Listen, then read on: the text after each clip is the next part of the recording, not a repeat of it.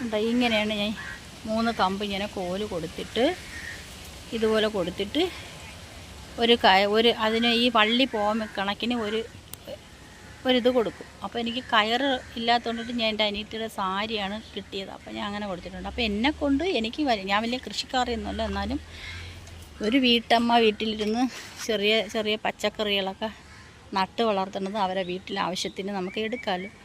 പക്ഷേ എനിക്കിത് കാണുമ്പോൾ സന്തോഷിക്കാം, പക്ഷേ ഞാൻ അധികം സന്തോഷിക്കുന്നില്ല. സന്തോഷിച്ചാൽ ചിലപ്പോൾ എനിക്ക് കിട്ടത്തില്ല. ഇപ്പം ഈ ഒരു സാധനം ഞാൻ ഇന്ന് അടുത്തത് കേട്ടിരിക്കുകയാണ് കണ്ട.